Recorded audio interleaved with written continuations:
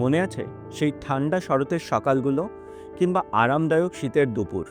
কেমন ছিল সময় যখন পাখার স্পিড থাকতো একই রকম? আজ ক্যালেন্ডারের পাতা উল্টে দেখুন, গ্রীষ্মকাল। এ কী রূপ গ্রীষ্মকালের? কোথায় গেল সেই আমাদের ছোটবেলায় আম কাঁঠালের মিষ্টি গন্ধ মাখা গরমের দিনগুলো? যে গ্রীষ্মকালের ছিল এক অপরূপ রূপ, কিন্তু এ কী রৌদ্র রূপ আজকের এই গ্রীষ্মকালের? প্রতি বছর কেন এইভাবে অসম্ভবভাবে বাড়ছে গরম? কেন মনে হচ্ছে সূর্য যেন তার সমস্ত তেজ আমাদের ওপর বর্ষণ করছে? এই অসহ্য গরমের রহস্যটা কি? আজকের এই ভিডিওতে আমরা এই প্রশ্নেরই উত্তর খুঁজব। জানব কেন প্রতিটা গ্রীষ্মকাল আগের থেকেও বেশি ভয়ঙ্কর হয়ে উঠছে। প্রস্তুত থাকুন, এই তথ্য আপনাকে ভাবতে বাধ্য করবে। আপনাদের কাছে অনুরোধ, আমাদের এই ভিডিওটি অবশ্যই পুরো দেখুন। ভালো লাগলে আমাদের এই চ্যানেল আগামীকে অবশ্যই সাবস্ক্রাইব করুন।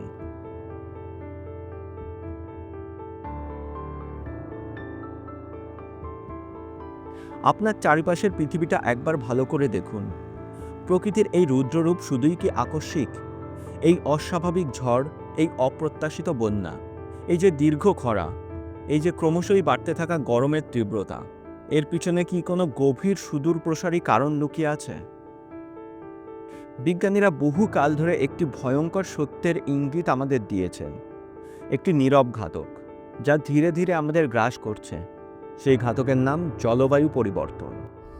We're facing a man-made disaster of global scale, our greatest threat in thousands of years, climate change.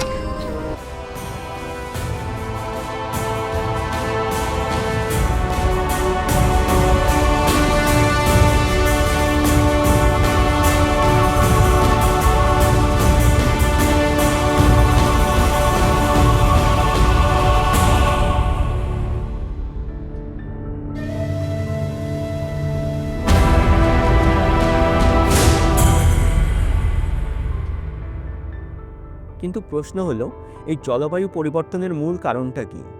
কেন আমাদের এই সুন্দর পৃথিবী আজ এমন বিপজ্জনক পরিস্থিতির দিকে এগোচ্ছে? কারা এর জন্য দায়ী? এর উত্তর লুকিয়ে আছে আমাদের দৈনন্দিন জীবনে, আমাদের উন্নয়নের অন্ধ দৌড়। সেই অদৃশ্য গ্যাস যা আমরা গ্রিন হাউস নামে চিনি, carbon die oxide, methane, nitrous oxide, এগুলো দিনের পর দিন, বছরের পর বছর ধরে আমাদের কার্যকলাপের জন্য বায়ুমণ্ডলে জমা হচ্ছে।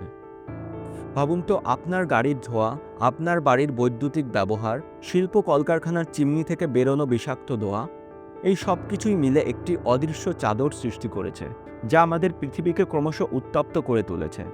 ঠিক যেমনটা গ্রিন হাউসের ভেতরে সূর্যের তাপ আটকা পড়ে, ঠিক সেভাবেই এই গ্যাসগুলোই সূর্যের তাপকে ধরে রাখছে।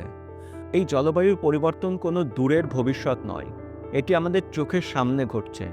এক সময় এই গ্রহ ছিল স্নিগ্ধ, সবুজ আর প্রাণবন্ত। প্রকৃতির নিজস্ব একটি ভারসাম্য ছিল, যেখানে ঋতুগুলো আসতো আপন নিয়মে, জীবন চলত এক শান্ত স্রোতে। কিন্তু আজ সেই শান্ত চিত্রপট ধীরে ধীরে বদলাচ্ছে। এক নীরব বিপ্লব ঘটছে, যা আমাদের অজান্তেই পৃথিবীর তাপমাত্রাকে বাড়িয়ে তুলেছে। এর নাম বৈশ্বিক উষ্ণায়ন। এটি কোনো রূপকথা নয়, এটি কোনো কল্পকাহিনী নয়, আমাদের চোখের সামনে ঘটে যাওয়া একটি নির্মম বাস্তবতা। গত কয়েক দশকে পৃথিবীর তাপমাত্রা উল্লেখযোগ্যভাবে বেড়েছে। শুনতে হয়তো মনে হতে পারে খুবই সামান্য, কিন্তু এই সামান্য তাপমাত্রা বৃদ্ধিও সমুদ্রের জলের স্তর বাড়ছে, উপকূলবর্তী শহরগুলোতে বন্যার ঝুঁকি বাড়ছে। ভাবুন তো, আপনার প্রিয় শহর, আপনার পরিচিত উপকূল ধীরে ধীরে জলের তলায় তলিয়ে যাচ্ছে। আর এগুলো কোনো অলীক কল্পনা নয়, বৈশ্বিক উষ্ণায়নের কারণে এমনটাই ঘটতে চলেছে এই পৃথিবীর সঙ্গে। বৈশ্বিক উষ্ণায়ন একটি ধীর বিপদ, এটির স্পষ্ট ছবি আজ আমরা চোখের সামনে দেখতে পাচ্ছি, যার ফল এই অস্বাভাবিক গরম, তীব্র খরা, ভয়াবহ বন্যা আর ধ্বংসাত্মক ঘূর্ণিঝড়। বিশ্ব উষ্ণায়নের অর্থ শুধু পৃথিবী গরম হওয়া নয়, বরং প্রকৃতি আরও বেশি এক্সট্রিম হচ্ছে। যদি গরম পড়ে তা তীব্র হতে চলেছে, যদি শীত পড়ে তাও তীব্রতর হতে চলেছে, যদি কোনো ঝড় আসে তার তীব্রতাও আগের তুলনায় অনেক বেশি বাড়তে চলেছে। প্রকৃতি অনেক বেশি হার্শ হতে চলেছে এই জলবায়ু পরিবর্তনের ফলে। আমরা প্রকৃতির কোলে শান্তির নীড় বাঁধার স্বপ্ন দেখি, কিন্তু নিজেদের হাতেই তৈরি এক উত্তপ্ত কড়াইয়ে আজকে আমরা বাস করছি। শহর আধুনিকতার প্রতীক, উন্নতির শিখর, কিন্তু এই ইট আর কাঠের কংক্রিট জঙ্গল কি নীরবে আমাদের আরও বেশি গরমের দিকে ঠেলে দিচ্ছে? এই কংক্রিটের তৈরি রাস্তাঘাট, দালান কোঠা দিনের বেলায় সূর্যের আলোকে স্পঞ্জের মতো তাপ ধরে রাখে, আর যখন রাতের আধার নামে তখন সেই জমা তাপ ধীরে ধীরে পরিবেশে ছড়াতে শুরু করে। ফলে সবুজ গ্রামের মাঠের তুলনায় শহরের তাপমাত্রা রাতে অনেক বেশি থাকে, আর এটাকেই তাপদ্বীপীয় প্রভাব বা হিট আইল্যান্ড বলে। অথচ প্রকৃতির কিন্তু একটি নিজস্ব পদ্ধতি ছিল সব কিছু শীতল করার। সবুজ গাছপালা, খোলা মাঠ, জলাধার এগুলো সূর্যের আলো শোষণ করে জলীয় বাষ্প ছেড়ে প্রকৃতিকে ঠান্ডা রাখত। কিন্তু আমরা উন্নয়নের নামে সেই সবুজকে ধ্বংস করে চলেছি। জলাধার বুঝিয়ে ফেলেছি, সেখানে তৈরি করেছি পাথরের স্তূপ, যে পাথর তাপকে ধরে রাখছে। শুধু তাই নয়, শহরের যানবাহন, কলকারখানা থেকে নির্গত ধোঁয়া বাতাসকে আরও দূষিত করে তুলেছে। এই দূষিত বাতাস ও তাপ ধরে রাখার ক্ষমতা, যা শহরকে গরমে আরও বেশি গরম করে তোলে। আমরা আমাদের নিজেদের প্রয়োজনেই তৈরি করেছি এই উষ্ণ আবর্ত, যেখানে গ্রীষ্মকাল দহন ক্রমশ অসহ্য হয়ে উঠছে। আমাদের শহরগুলো ক্রমশ বসবাসের অযোগ্য হয়ে উঠছে। আমরা ভুলে যাচ্ছি প্রকৃতির সঙ্গে ভারসাম্য বজায় রাখার কথা। আপনার চারপাশে বেরিয়েই দেখুন, আগে যে পরিমাণ গাছ আপনার চারপাশে থাকতো, আজ সেই পরিমাণ গাছ কি আছে? আজ আমরা বড় গাছ কেটে বনসাই লাগাতে শুরু করেছি।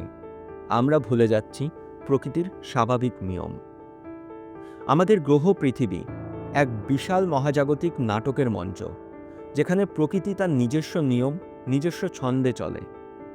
সূর্য সেই তেজদীপ্ত নক্ষত্র, কিন্তু আমাদের কিছু ভুলের জন্যেই ক্রমাগত এই তাপই আমাদের পতনের কারণ হয়ে দাঁড়াচ্ছে। ধ্বংসের বীজ আমরা বুনেছি ঠিকই, কিন্তু নতুন করে প্রাণের অঙ্কুরগমন এখনো সম্ভব। আমাদের হাতেই সেই শক্তি রয়েছে যা এই পরিস্থিতি পাল্টে দিতে পারে। প্রয়োজন শুধু জেগে ওঠার, সম্মিলিত পদক্ষেপ নেওয়ার। মনে রাখবেন, ভবিষ্যৎ কোনো ভাগ্যলিপি নয় যা আগে লেখা আছে। এটি আমাদের আজকের কর্মেরই প্রতিচ্ছবি। আমরা যদি চাই তাহলে সেই অন্ধকার ভবিষ্যৎকেও আলোয় ভরিয়ে দিতে পারি। আসুন আমরা সকলে মিলে সেই উজ্জ্বল ভবিষ্যতের দিকে হাত বাড়াই, কারণ আমাদের আজকের সিদ্ধান্তই আগামী পৃথিবীকে গড়ে তুলবে।